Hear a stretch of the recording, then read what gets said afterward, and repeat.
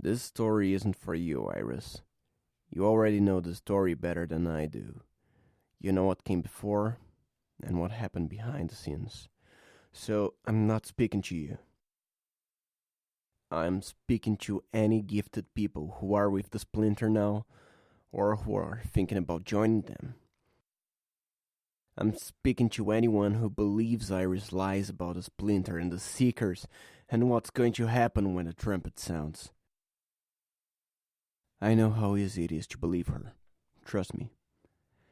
I know because I believed her too, once, before I saw her for who she really is. My name's Zachary, and I'm here to tell you exactly who Iris is. This is Spines.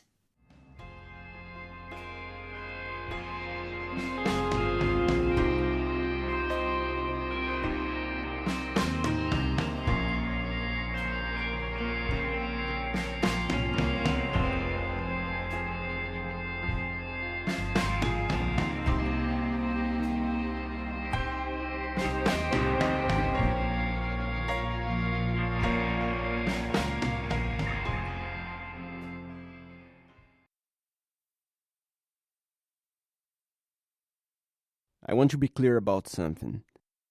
I'm not telling the story to make excuses for what I've done. Wren and I came from the same place, had the same experience, and she managed to avoid doing terrible things I've done. She saw through lies that I fell for, so this isn't me trying to convince you to forgive me for my crimes. This is just to tell you what happened, what you need to know about Iris and the things she's capable of.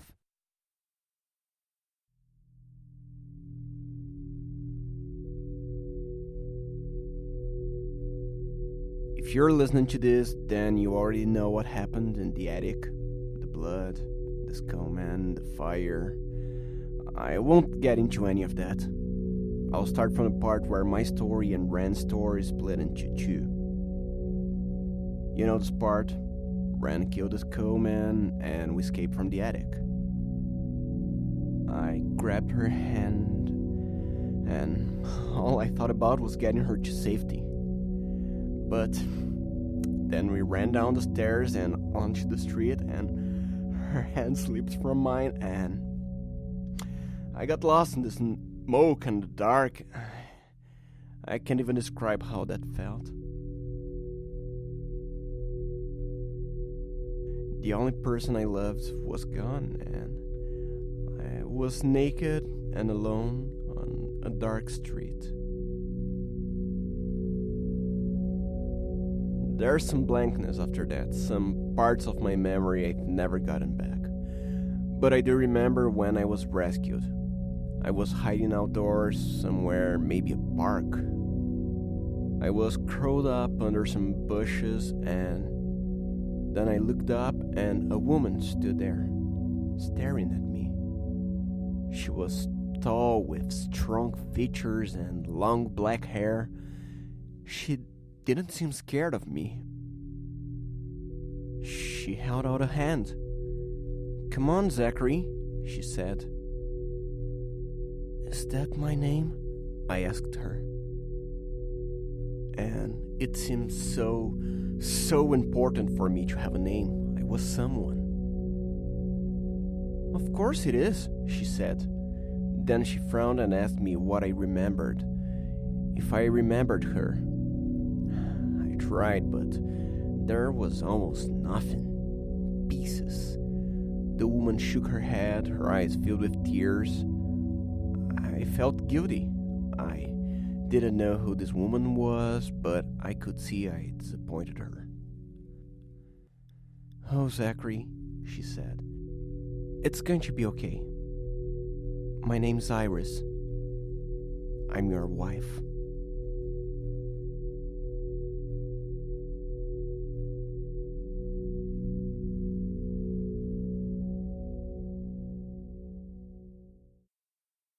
Iris took me home and cleaned me up and fed me and told me a story. I know now that's all it was. A story. A lie. For a while, though, I believed it was real. There are times looking back when it still feels true. Here's the story she told me. She told me about an evil organization called the Seekers. She told me about how they looked for people with special gifts like mine. The way I can move things around through time and manipulate energy and control gravity. Iris and I managed to work together to stay ahead of them for a long time, and that's how we met. How we fell in love. We'd been brought together by a shared desire to defeat these evil seekers and save innocent people from destruction. And that's what we did. But one day she came home and I was gone.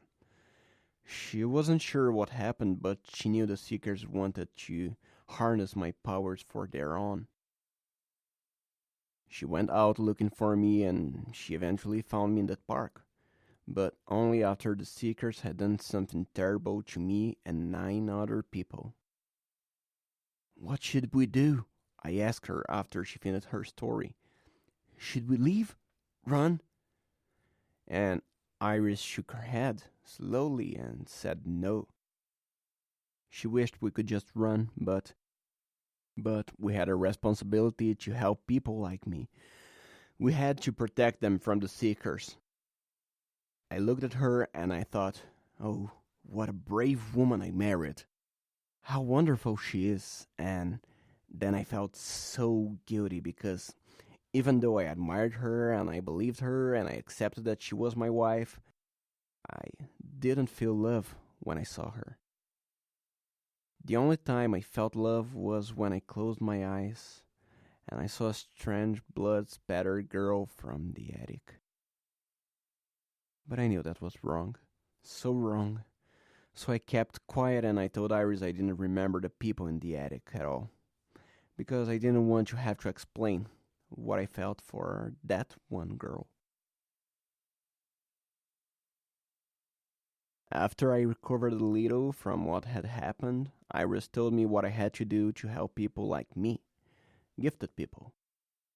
The first step was finding them. They would be mistrustful for good reason. They would be used to being hunted. They would trust gifted people like me much more than they would trust a normal like her. I had to find them using my talents and gain their trust, and then my brave, lovely wife would get them to safety. Psst. She made it sound so noble. So I went out into the city and I followed leads and I used my abilities to track down gifted people. They weren't my tiles. Iris wasn't interested in them. She wasn't even interested in Wren. Not until she started making trouble for the Splinter. Wren and I are not what the Splinter was aiming for. Although I wouldn't learn any of this until later. We were the closest thing to a successful attempt at that point, but Wren interrupted the last crucial bit of the ritual when she stabbed the schoolman. We were useless for the Splinter after that. No. Iris was already thinking about the next version, the next attempt. So I found gifted people for her. I found them. And then Iris sent me on my next mission while she whisked them away from the Seekers. I asked her why I couldn't help with that part. I asked her where they went, how she saved them. She told me it wasn't safe for everyone in the network to know more about their part. If anyone was captured, if anyone was interrogated, well, that made sense to me. And so I kept finding them, and Iris kept lying about what she did with them. I always pictured them living simple lives in secluded cabins. I pictured them safe and free and living off the land. I never pictured them in chains. Then Wren's messages started showing up online, and there were more lies. The second I heard Wren's first message and the words grove, mosaic, and trumpet, I went straight to Iris. I asked her what the hell was going on. I asked her about the little fragments I'd been remembering, odd bits that didn't feel like my life. Iris' eyes filled with tears, and she looked at me like I'd broken her heart. And she said that the Seekers had made Wren to mislead me. That they had conjured my perfect match like a living doll, that she was designed to drive a wedge between me and Iris and the people we fought to save, and that they were trying to seduce me into their ranks. She cried and she said she was sorry and told me this meant she wasn't my dream woman, and again I felt so guilty. I thought she must be right. This was my fault. But I started keeping secrets from Iris. Some part of me must have started to suspect her, even if the rest of me didn't want to believe that she was lying. On some of my trips out of the house, the ones where I was supposed to be searching for people on our list of gifteds, I went looking for my tiles instead. I listened to Wren's messages and tried to anticipate her movements. Iris told me I should kill her if I ever got close, because she was just a seeker plant. If anyone had asked during that time, I would have to say that's why I was looking for her, but it wouldn't have been true. I'm still not really sure what I was looking for back then, what I thought would happen. One day, I found the sinkhole Claire had disappeared into. I tossed in my coins and I heard my future.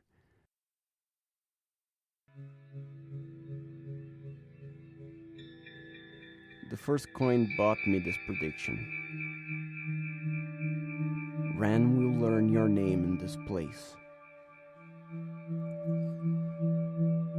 The second said, José will tell you where you came from. And then came the last one, the one that almost destroyed me the first time I heard it. And the only thing that brings me hope now. That prediction, the last thing Claire said to me was, you watch Iris die in a field a long way from here. I tried throwing in more coins, begging, screaming Claire's name, but she wouldn't tell me more. She wouldn't tell me if this future could be avoided, so I went down into the pit. You've already heard about what's down there. It didn't change between when I was there and when Wren visited. I searched for Claire, but she stayed silent. And so, once I gave up on finding her, I left a note for Wren. It said, Dear Wren, you don't need to keep doing this. You're safe. Please, just try to live a life. I love you. After Wren found out what we were, she thought I had already known. She thought that note was me trying to protect her from the knowledge of what we are. I committed a sin later, but not then. Then, all I could think of was trying to prevent the fight to the death Iris said Wren and I would have if we ever met. I thought about what it would mean if it was Wren who would try to kill Iris in that field, and I would have to fight her to protect my wife. I thought about how the choice would feel. I thought she was just a creation of the Seekers, but that didn't stop me from loving her. It didn't stop me from wanting her to walk away from this whole mess and live whatever life a made-up dream girl could have. I didn't know at that time I was every bit as much of a made-up thing as she was.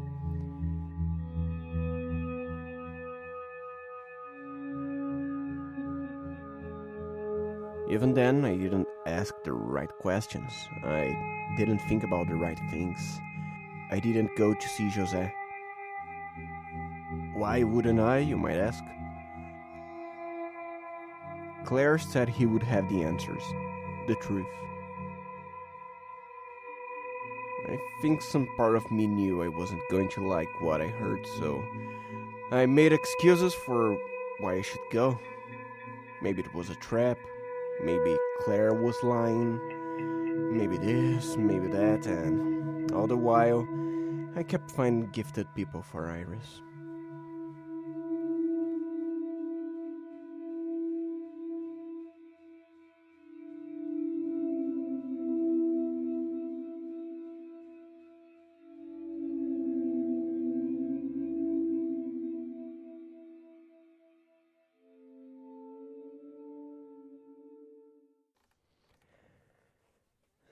The last time, the one that ended it all, was a girl named Lily.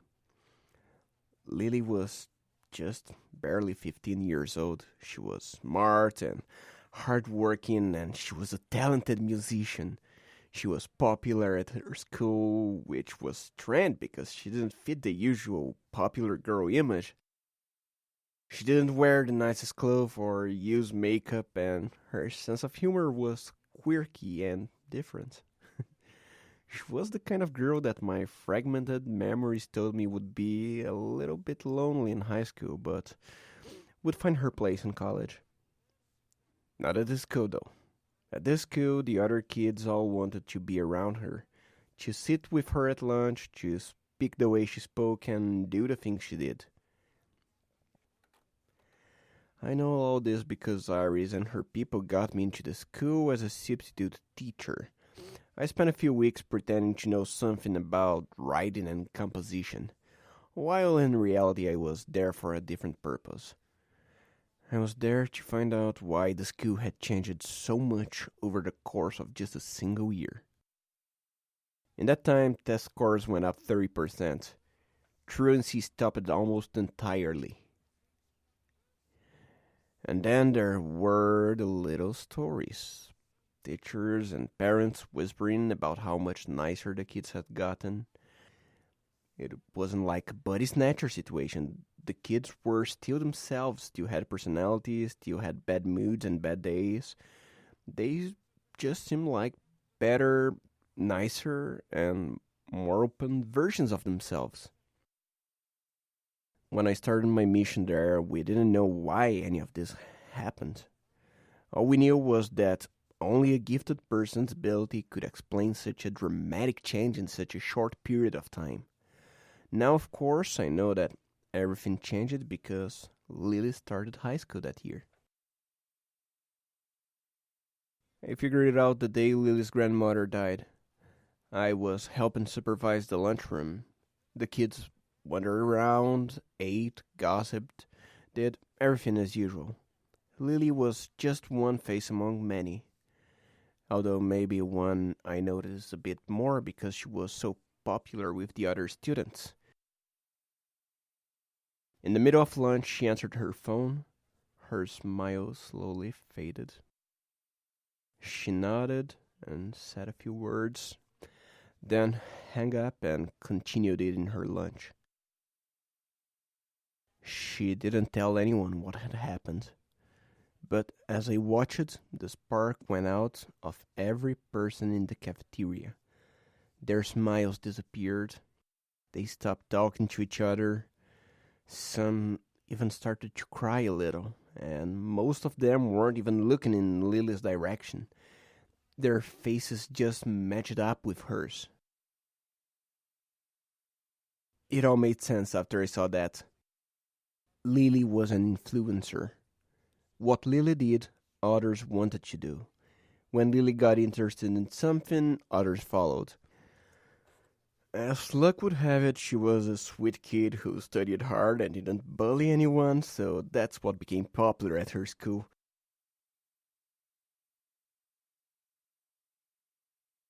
Finding Lily, that was the end. I didn't know it at the time, but that was the end of everything. As soon as I identified her, No, I'm sorry. Yeah. You know what? I can't finish this story now. The world needs to hear this, but not today. For now, just remember, Iris can't be trusted. She just can't. The splinter can't be trusted. When I can finish this message, you'll find out why.